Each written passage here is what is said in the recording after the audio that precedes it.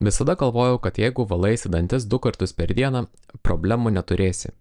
Bent jau su dantimis. Taip mane mokė nuo vaikystės, nes mano mama buvo odontologė. Mūsų šeimoje į dantų higieną buvo žiūrima labai rimtai. Aš beveik niekada nepraleisdavau dantų valymo, net jeigu vaikystėje tingėdavau, mama pati man išvalydavo. Bet nepaisant to, dantis man vis tiek gesdavo, skaudėdavo, reikėdavo gręžti, man bent pasisekė, kad nereikėjo tvarkyti kanalų. Ilgą laiką buvau susitaikęs su tuo, kad dantis tiesiog genda, nesvarbu, kiek juos valai. Taip gyvenau iki kol pats tapau odontologu. Dirbdamas su pacientais, pastebėjau įdomų dalyką. Ateidavo žmonių, kurie turėjo taisytų dantų, bet metų metus jiems neatsirasdavo naujų kariesų. Ir labiausiai nustebino viena vyresnio amžiaus moteris. Vyresnio amžiaus tai čia gerokai virš 70. Atėjus į kliniką ji vis dar turėjo visus savo natūralius dantis.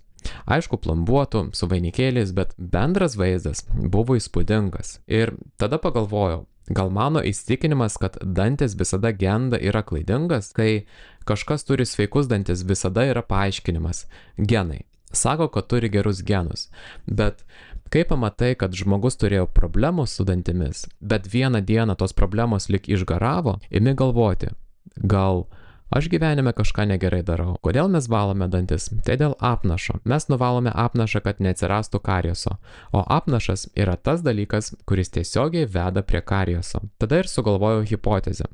Gal aš pats visada blogai išsivalau dantis, bet kaip tai patikrinti objektyviai? Apnašą ant dantų paviršiaus galima lengvai pamatyti, aišku, jeigu jį nudažai specialiomis priemonėmis. Nes prisiminiau, kaip dar universitete vaikams tikrindavome apnašą su specialiu geliu, kuris nudažo neišvalytas vietas. Juk kuo daugiau neišvalyto apnašo, tuo didesnė tikimybė, kad atsiras kariesas. Taip, aš tam nusipirkau apnašą dažančių tablečių, bet buvo viena problema.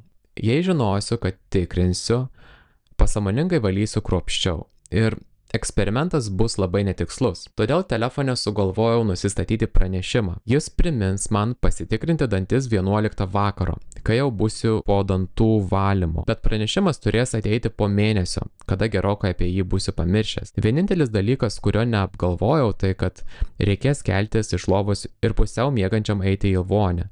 Nes iki 11 vakaro dažniausiai jau būnu išsivalęs dantis, bet ir 11 dažniausiai jau miegu.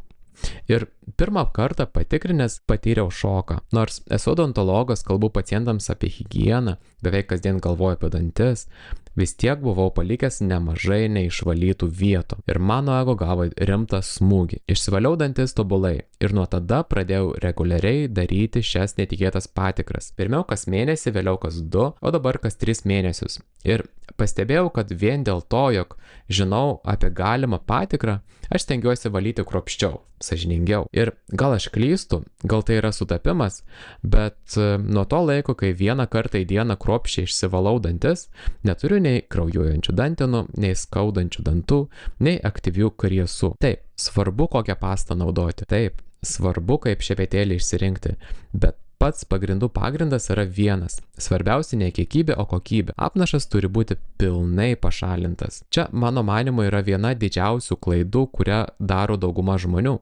Jie galvoja, kad pakanka tiesiog 2 kartus per dieną pavalyti. Bet jeigu lieka apnašo, dantis ges, nepaisant visų RDA, fluorų, ksilitolių, argininų, irigatorių, skalavimų ar kitokių priemonių. Mes esame linkę šokinėti iš vieno populiaraus dalyko su įmantriu pavadinimu prie kito. Tas dalykas lyg išsprendžia mūsų problemas, bet iš tikrųjų ir neišsprendžia.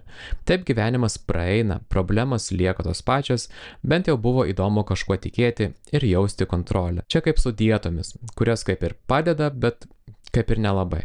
Na, jau nei ten pradėjau šnekėti. Pakomentuokite, ką manot. Iki.